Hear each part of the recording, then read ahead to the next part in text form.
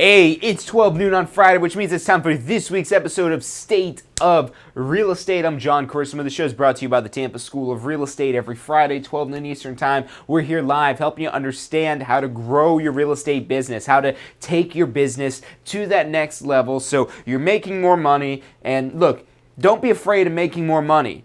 Don't say, oh, well, if I make more money, am I taking advantage of people? No, you being able to make money is a sign that you're able to serve people, because in 2019, with as many realtors that are out there, if you're making money, and you're making money not just on one deal, but on multiple deals, it's because you're helping people. That's what we're in the business of doing, of helping people. So the more people we help, the more money it is that we make. So it's a win-win. It's good for everybody when we make more money, because that means we help more people. And look, even if we're charging a higher price, it's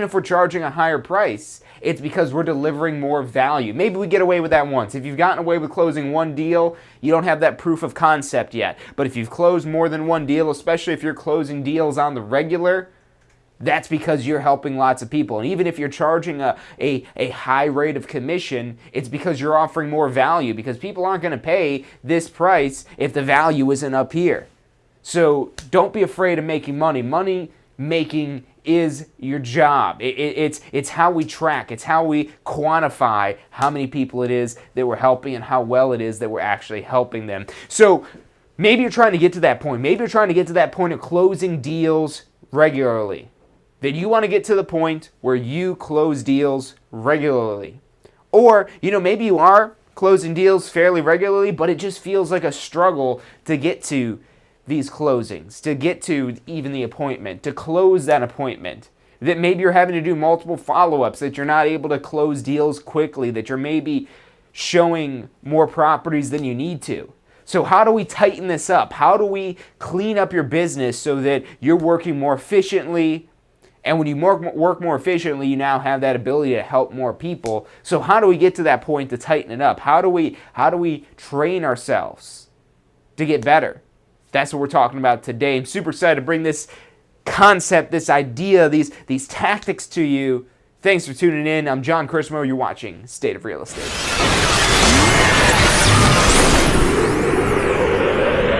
You are watching State of Real Estate. Every Friday at 12 noon Eastern Time. Grow your real estate business.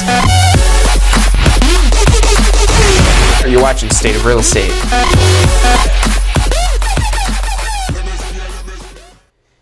Hey, welcome back to this week's episode of State of Real Estate. I'm Jon Carissimo, and this show is brought to you by the Tampa School of Real Estate. We're a real estate education institution. Really, we're a place that exists to help you not only start your real estate career, but take your real estate career to the next level. And in case you're new to this show, we're live. So if you've got questions, if you want to just give a shout out, throw that in the comments in the chat section, and we'll help you out here.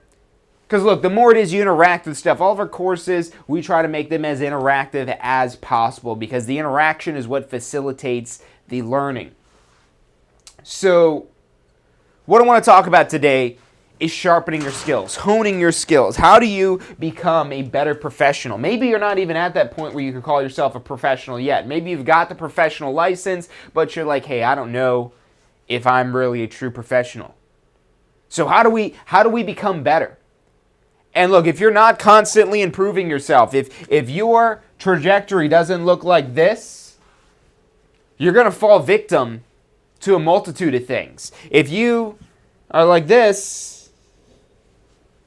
not only are you never going to achieve that greatness, but notice how we start dropping off here. Because if you're not growing, you're going to be declining. If you're not improving, you're going to be declining. There's no stasis. There's no staying the same. Real estate is a very fluid industry, and it changes every single day. So if you're not constantly improving yourself, you're going to get left behind. You need to be constantly improving yourself every single day. It's the repetition. If there's one thing I've learned through honing my skills and being able to educate the masses about real estate, I like to say one and you're done. Now, why do I say one and you're done? Well, because if all you got to do is one, then you do that one, you're done. So what am I meaning, though, by one and you're done? You do one of anything and you're done. Maybe you want to be done. But let me ask you this. Do you want to be done with your real estate career? Training, it's not something that you've done. It's something that you do. Some of you guys watching, tuning in, maybe you go to the gym. Maybe you go like to work out. Do you just go work out one time in your whole life and all of a sudden you've got this ripped body and this ultimate physique from working out one time? If it were that easy, there are a lot more people out there who would look like they're in good shape if you could just go to the gym once and that's it. If you could just eat one healthy meal and that's it. If you could just do something one time and you're set for life. You could do it once and then that's it. You're done. That doesn't exist for anything. For anything. There's constantly going to need the building. And this is something, so one of the books that really had a big impact on me was The 4-Hour Workweek. And this was years back when it first came out, and it had a huge impact on me. But I found over time, and it confirms this every day, that some of the concepts in there don't hold true. Maybe they did hold true at the time, but the whole 4-hour workweek thing was all about creating something that's automatic, that works on autopilot. Look, we've seen what's going on with planes recently. Boeing's got their airplanes grounded because, it doesn't sound like that autopilot maybe is working like it's supposed to, or the pilots don't know how to control the autopilot. I don't know, something's going on that's not right there. So autopilot, if you trust in autopilot, you're putting your business, your life, whatever aspect it is that you're trying to put on autopilot, you're putting that in somebody else's hands. You're putting that out of your control. And when you're running a business, you've got to be in control. If you're not in control, somebody else is. And when somebody else is in control, who are they looking out for? They're looking out for themselves. So you've got to be training every single day. This is how you control yourself. Look, if you don't want to go to the gym, fine, don't go to the gym. I recommend that you go there, but you can still be successful in real estate without going to the gym or without eating healthy. You're probably going to have a longer career. You'll probably be able to just do things, not just real estate, but anything otherwise if you eat healthy, if you exercise regularly. But the point being there is you can't just do these things once and then you're set for life. You've got to put in the work every day. And so going back to my education background, and the more it is that I see how education coincides with marketing is just educating people on your product or service rather than educating them. You come take a pre-licensing course with us, we're marketing you all of the real estate laws. As much as that might not seem like marketing and education are the same thing, they really are. They really are. And so with education, with training yourself, with training the public. That's why, what happens if, let's say you close a deal, and you go send them out a housewarming gift. You send them out a housewarming gift, and then 5 years later, let's fast forward 5 years later, you haven't talked to them since you sold them that house and you got them that housewarming gift. Are they going to even remember who you are? And if they do remember who you are they going to want to call you because you abandoned them? Absolutely not. So you've got, the more it is that you realize, to get it out of your head that you can't just do one of anything and be successful. It's a constant effort. Imagine yourself that you're pushing a boulder. You're pushing a boulder up this hill. What's going to happen if you let go of this boulder? As you push this boulder up the hill, what's going to happen if you let go? Well, you let go, and it's going to go rolling down the hill. Now, you might be able to, maybe build out something bigger than yourself. Maybe have a team with you. Maybe have other support staff. Maybe have more people. And not only are these people going to help you push up the hill faster, not only are they going to help you push up the hill faster, but if somebody isn't pulling their weight, that boulder isn't going to go tumbling down the hill. Now, let's go back into the real estate example of this here. You're practicing real estate. You want to keep pushing up that hill, but you know that you can't let go of that boulder because the moment it is that you let go, you're going to be sliding back down.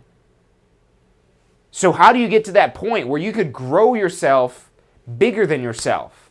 Because you can't just go get your real estate license, then all of a sudden go hire a huge staff and employ all these people. You've got to grow to that point and grow to that position.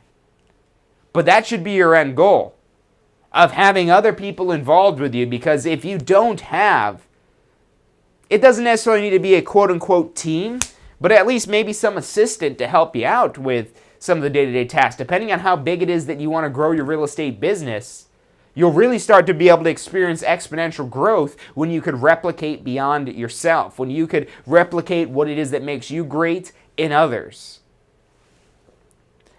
But this all is going to start out with sharpening your skills. Because if you don't have the skills, when you replicate in others, aren't going to be skilled either. What you replicate in others is just going to be what you already have. So if you don't have these basic skills down, if you don't have that greater vision, and not only the motivation to achieve that greater vision, but also the skills necessary to get to that greater vision, you're not going to get to it. Look, we're going to take a quick commercial break, so stick with us. I'm Jon Carissimo. You're watching State of Real Estate. What's required to become a Florida real estate broker? Well, a few things. Number one, you have to have at least 2 years experience as a sales associate or a broker. Now, this experience could actually even be earned outside of Florida. It just has to be 2 years within the last 5 years. So 2 years of experience to become a broker. You also need to take a pre-licensing course. The broker pre-licensing course is 72 hours. It's got a 100 question and of course exam. Once you pass that and file all your paperwork with the state to upgrade to a broker license, then you just need to pass your state exam. That's another 100 question exam. You need to get a 75% on that. You complete those items and you'll have a Florida real estate broker license where you can open your own office or just remain with your current broker as a broker associate. To find out more about upgrading your real estate license to broker, check out upgradeToBroker.com. That's upgradeToBroker.com. You're watching State of Real Estate. Hey, welcome back to this week's episode of State of Real Estate. I'm Jon Carissimo. The show is brought to you by the Tampa School of Real Estate. We're here every Friday at 12 noon Eastern Time, helping you understand how to grow your real estate business, to take it to new levels that you never thought before were possible. Does that sound enticing? Does that sound like something you'd want to do? I'd hope so. You're in the right place if that's what you're looking to do. So we're talking about pushing this boulder up this hill. And it's a constant effort. And the more people you get behind it, pushing it forward, the faster it is you're going to get it up there. But let's go back to this analogy of the boulder. Now, if you've ever watched like those things on like History Channel or, these great mysteries that are, the pyramids and all these, Aztec and Incan and Mayan like temples that are out there. And you just wonder how these people were able to build these massive structures. You just look at these things and you're like, wow, how did they pull that off? What was it that they did that they were able to pull these massive pieces of earth and put it together with such precision? Well, look, we rewind back to these times, and there was no Facebook feeds, there was no Instagram, there was no internet, there was no electricity. So what do you do with your time? What did these people do with their time that got them to realize how to be experts in building these structures with such precision? How? Well, they had nothing but time. And what did they do with that time? They honed their skill. It's always amazing when you get to witness somebody doing something that you have no idea how they do that how they are able to do something with such precision. I'm not even talking about real estate here. I'm maybe talking about, you maybe see an artist at work. You see an artist at work and you're just watching him and you're like, wow, how do they know? How do they know that that color looks that good? How are they able to produce something so beautiful, so detailed, in such a short amount of time? You might say, man, I could try for years, for months of trying to paint a picture that nice, and I don't think I can make a picture that nice. And they're able to do it in an hour. Why? Why are they so good at that? Why do great musicians, why are they great musicians? How are they able to play their instruments, to play their voice, to play whatever it is that they're skilled in? How do they get to that? You know, these people, what about the people that solve the little Rubik's Cubes? How do they get to that point where they could just go, and then all of a sudden it's solved? You're like, what? How? How does their mind know what is even going on here? Now, what happens, I guarantee you the first time that person picked up that guitar, they picked up that Rubik's Cube, they picked up that microphone, maybe there was no microphone, maybe it was a hairbrush they're singing into at first, or, you know, maybe they pick up that paintbrush, they pick up that tool, they pick up whatever it is that they're trying to be an expert at, and what you don't always see is how much failure is behind the success. You've got to realize that there will be a lot of failure before success. So you can't be afraid to fail. It's not that you failed, it's you found a way that doesn't work. You found something that doesn't look as nice. You found something that doesn't sound as nice. You know, I always like to go back and rewatch some of these videos from when we first started doing. Before we even had State of Real Estate, we just had Ask the Instructor. And before that, I even, attempted to do some videos. And I go back and I watch this and I'm like, wow, I wasn't very good. I wasn't that great of a speaker. I didn't sound that exciting. I wouldn't want to watch this person. But I kept trying and I kept getting better. And I kept practicing. And I forced myself to practice, even when I didn't want to. We post videos every single day, because I know this allows me to communicate with the most amount of people possible at any one given point in time. So I know I need to master this skill.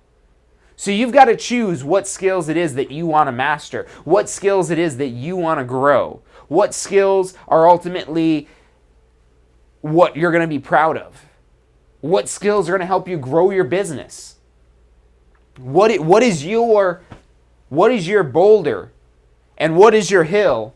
And what is your skills that are helping you push that boulder in the most effective manner? Does it make more sense to roll it or to drag it?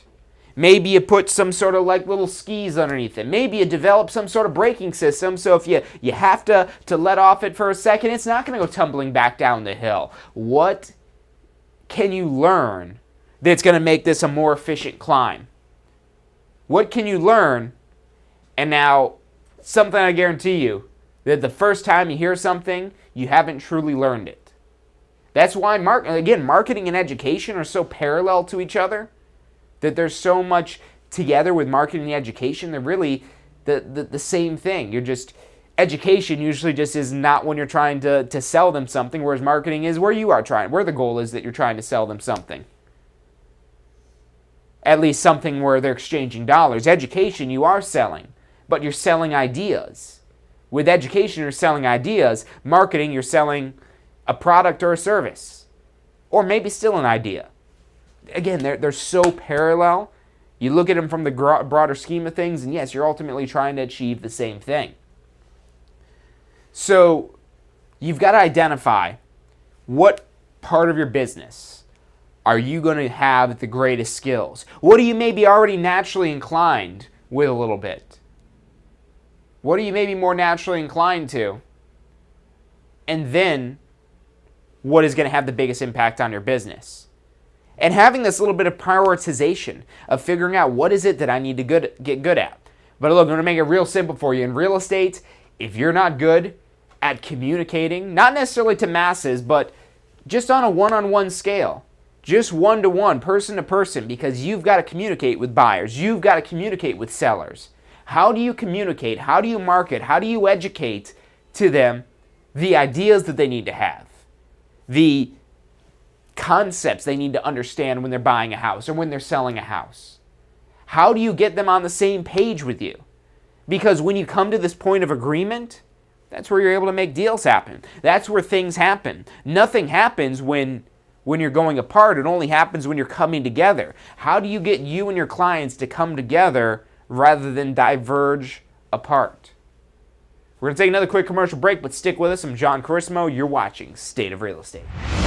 Hey, so if you're thinking about starting a real estate career, it could feel a little overwhelming sometimes. Look, that's completely understandable. That's why we're here to help. If you haven't already, check out our Success Center, tampaschool.com/success, or if you don't even know where to begin, give us a call. We'd love to help you out. We've got advisors standing by to answer any questions you have and assist you in any way it is that we can. Our phone number is 813-928-0106. Again, that's 813-928-0106. Give us a call. We're the Tampa School of Real Estate.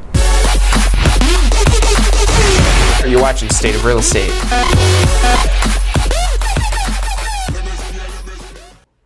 Hey, welcome back to this week's episode of State of Real Estate. My name is Jon Carissimo, and I'm from the Tampa School of Real Estate, and we're here every Friday, 12 noon Eastern Time, to help you understand how to grow your real estate business. And what we're talking about today is sharpening your skills. I like that term sharpen as well. Because what are you doing when you're sharpening a knife? Do you just sharpen a knife one time and it's sharp forever? I don't care if you have the fanciest, Japanese or German knives. You might be the Japanese knife that is sharper, but it doesn't hold its edges long. Or maybe you're the German knife that doesn't have as sharp of an edge, but holds its edge longer. Maybe you're one of the two, but point being, both of these knives, even the German ones that'll maybe hold their edge for a little bit longer, still need to be sharpened. Doesn't matter what type of knife you are, doesn't matter how sharp you are right now, every day goes by, it dulls you. And if you're not constantly sharpening, if you're not constantly honing, if you're not constantly making yourself better, you're going to fall victim to the stasis. To the status quo. The last thing you want to be is a status quo realtor. Because the average realtor out there that's not sharpening their skills every day is not going to be anywhere near successful as they could be. And someday, they're going to have that wake-up call. So if you sit in this plateau, in this stasis, in this status quo for too long, and this might happen here, it might happen here, maybe here you top out and you plateau, but the moment it is that you stop increasing and you start flattening out, you start kind of, going with the flow, and you might have a very successful business and you're just going with the flow. But if you're not constantly figuring out how it is you could grow, how you could increase your market share, how it is that you could go to the top, the plan for world domination, if you don't constantly push for that, to push forward, if you're licensed in Florida, you can sell real estate anywhere in Florida. Meaning you could be the person that's connected to every real estate transaction in Florida. That's the limit. That's the limit. You could be connected to every real estate transaction in Florida. How many transactions is that? More than you know what to do with. More than you'd be able to handle single-handedly. At that point, of course, you'd have to have some larger team. But that's where you could be. That's where you could get to. I think about it every day. How can I be the only person that people come to for real estate education? How can I have 100% market share on the entire planet? And I know that's like a lifetime goal. And I probably won't ever achieve that goal. But that's that ultimate larger goal. And people might say, hey, you should be more realistic with your goals. And that's really not necessarily a goal, that's a dream, that's a vision. The goals are much more tangible. But you got to have that larger vision of constantly pushing yourself forward, because when you get to the point where you've made it, where you're done, you're exactly that. You're done. What does that word mean? That you're finished. Do you want to be finished? Well, because what does finished mean? Finished means you're not increasing the amount of money it is that you're going to make. Finished means you've accepted a status quo. Finished means that you've accepted a stasis. And what's going to happen is the market might change. There maybe is a new competitor. There maybe is a shift in what's going on. And your business is going to start to go down. It's not a matter of if it's going to decline. It's a matter of when it's going to decline if you're not constantly pushing up that hill. You need to be constantly pushing yourself higher and higher. And you know what the thing is? This hill never runs out. What is your Mount Everest? And then what are you doing every day to push towards that? So let's get tactical here. Because I know we've been real ethereal this whole time with this here. And that's important so you understand why we're doing this. But let's get tactical. How is it that you grow your business every single day? How do you sharpen your skills every single day? Just like you're going to train in the gym, you've got to train your brain. You've got to train your verbalization and vocalization skills. You've got to train your communication skills. And sometimes that does involve learning something new. And other times, most of the time, it's just going to involve relearning, re-watching that same video and saying, what else can I take away from this? How can I get really good at what this video is talking about? How can I become better at this here? But there's different types of learning. There's different types of learning, and one of the most effective types of learning is interactive learning. What's often, fancy people with degrees will call it kinesthetic learning. But the whole doing. And whatever type of learner it is that you are, maybe you get it to a certain extent by saying it, or seeing it, or hearing it. Maybe you like reading it, maybe you like hearing it, maybe you like watching it. That's great, but you've now got to prove that you know that. And how do you prove that you know what you need to know? How do you know that, you might watch a video.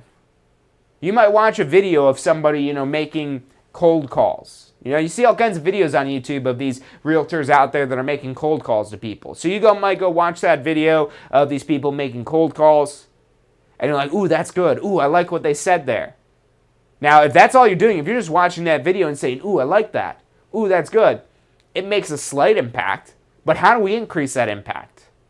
How do we increase that further now? We watch it, we hear it, we see it, but now how do we make sure that we don't forget it? Well, one of the things we can do is write it down. But how many times have you been victim of writing something down? I sometimes write some things down just to aid in the memory of it. Because yes, writing it down will increase that retention, will help with the memory. But I can't tell you how many times I've written stuff down and I have no recollection of even writing it down. It's like, what was I even talking about when I wrote this down? What was I doing when I wrote this down? What happened when I made this note here? I don't understand it. Sometimes I can't even read my handwriting. I'm like, all right, well, I could get rid of this because I can't even decipher this here. I can't figure out what these hieroglyphics are that I've written on this page here. And even if I am able to read it, what was I talking about? Sometimes I'll have that, okay, that's what it was. So how do we take this a step further? It's the implementation. So let's say you go learn some new skill. Do you want to go out and just practice on your clients? No. So it starts off, maybe seeing, hearing, watching something, some new skill it is that you're trying to implement. Maybe you make some notes on it. But then what? Are you ready to go roll it out? Absolutely not. You haven't tried it yet. And I'll show you. So I'm sure almost every single one of you guys watching this, you probably know how to ride a bike. And maybe at some point you rode a bike. But is that just as easy as watching somebody ride a bike and saying, okay, so they're holding on here, they're pedaling the pedals, okay.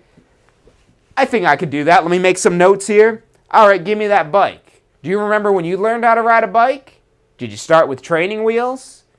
Probably. You probably didn't just hop on the bike and you're just out there, jumping off ramps and jumping curbs and skidding all over the place on your bike like you've been riding it for years. No, you probably fell a bunch of times. That's why they sell these helmets and gloves and elbow pads and knee pads and like body suits, because you're going to fall sometimes. Now the question is, do you want to fall on your clients? No. You don't want to look like to your clients like you're just figuring out how to ride this bike, that this isn't your first day at the rodeo, that you don't want to go out there and look like, yeah, I've never showed a house before, but let's see how this goes. If you're giving off that vibe, and, imagine watching somebody ride their bike, and you could tell whether this person knows what they're doing on this bike, or if this is like their first time. First off, they're going to look nervous and like, oh God, I'm going to fall, and they're going to be struggling and wobbling around. And it's a different visual when we're practicing real estate, but is that what you're going to look like to your clients? Probably, if you haven't practiced this before. So now, how can you practice these skills not on your clients? Well, practice on your colleagues, practice on your friends, practice on your family members. And I don't mean your family member that says, I need to buy a house, can you help me with that? You don't necessarily want to practice with them yet. You don't want to practice with any real business situation. You might want to start by practicing just by recording yourself, taking out your phone, putting it in record mode, and just saying, okay, let's see how I sound. Let's see what I look like when I do this. Let's watch. And what's going to happen, you're going to see yourself from this third-party perspective. You're like, oh, wow, I'm not as good as I think I am. I definitely need to practice this. I definitely need some work. So I'd recommend starting off at that route, is starting out with, maybe just recording yourself. Maybe recording yourself talk. Really, the visual is the best because the communication is not just verbal. A large part of your communication, it's something like 70% of our communication is our body language, is our tone. So on the audio recording, of course, you're going to hear the tone, but on the visual recording, you're going to see that body language, what it is that you're doing, how it is that you're further communicating, what it is that you're saying, not just through the words you speak, not just how those words sound, not just the inflections you put on the words and the pauses you put on the words, but then how is your body getting involved into this? Because that body language, that's the biggest part of communication. That's what people are going to pick up on the most. Doesn't matter if you're saying all the right things. Are you saying them the right way? That's the bigger question.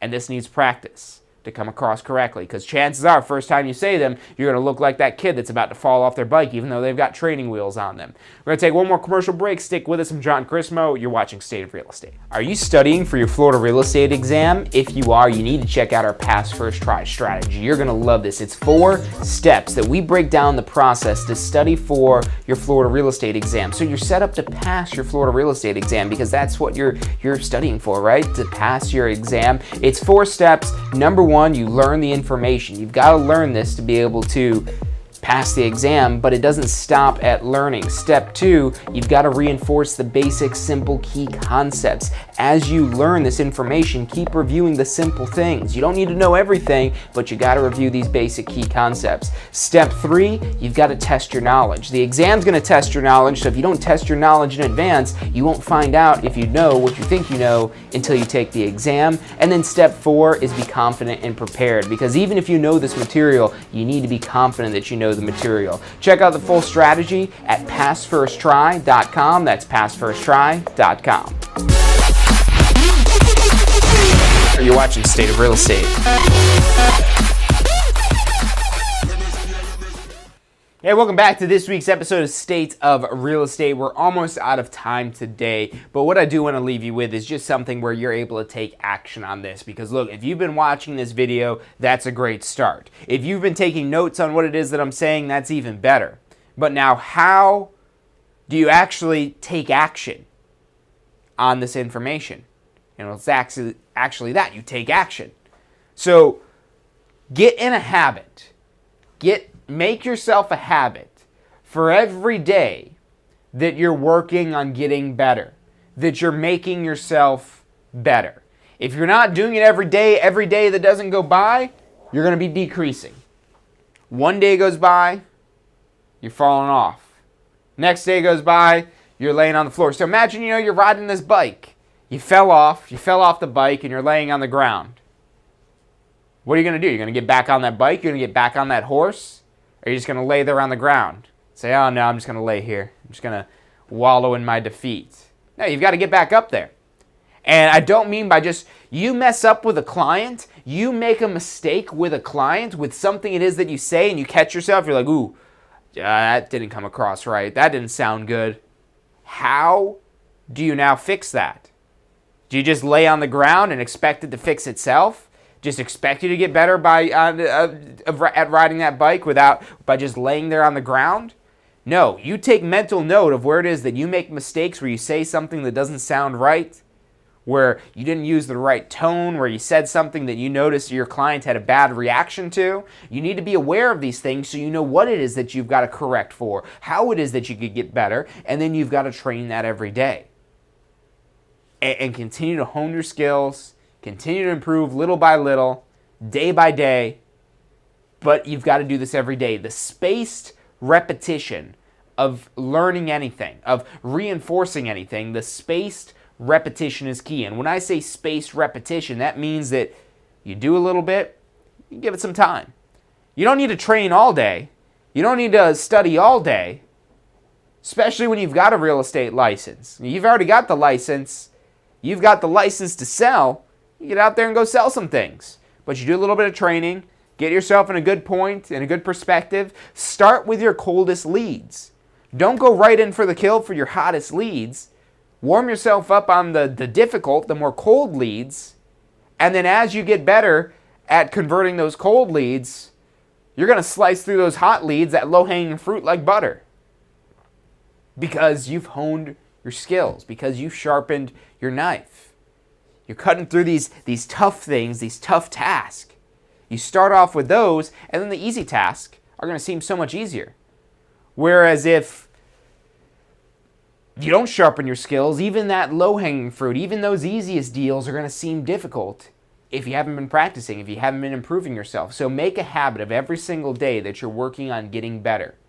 And that might come down to just video recording yourself at first, but then you want to transition into adding that person into the mix, adding that interaction in the mix.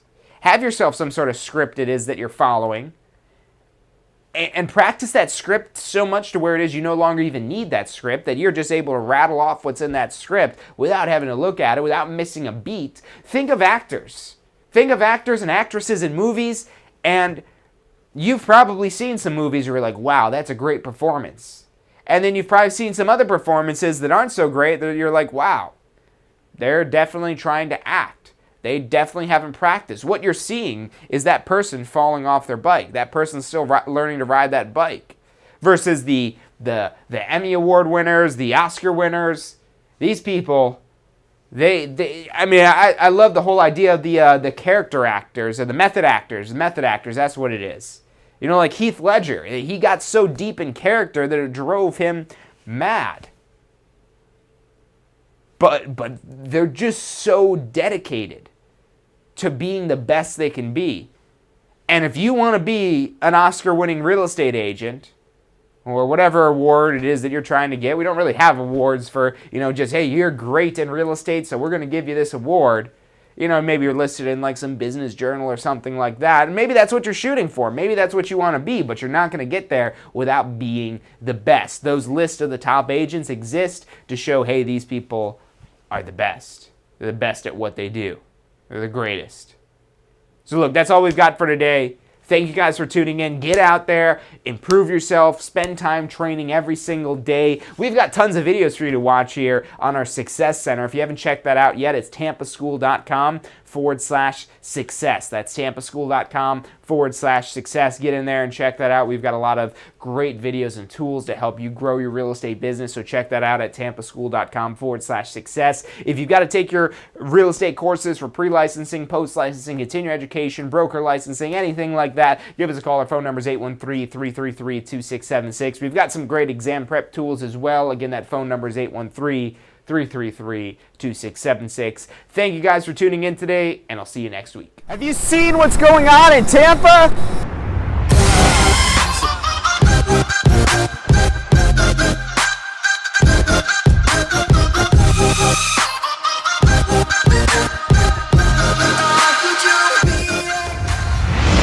If you're looking to get in on the real estate action that's going on in Tampa right now, we're who you need to talk to. We can help you get your real estate license, start your real estate career. We're here to assist you for the life of your real estate career.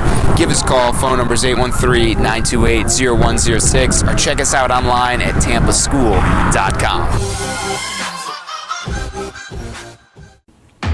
Do you want to incorporate studying for your real estate exams into your busy schedule?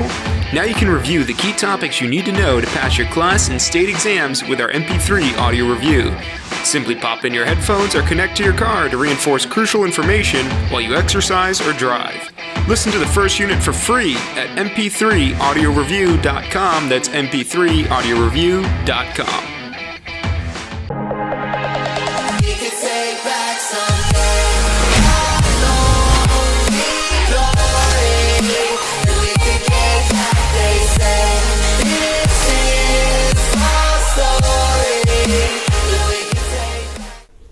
Hey, if you're enjoying the show today, which I'm sure you are, be sure to hit like, subscribe, post your comments, share with your friends and family. Thank you guys so much for watching.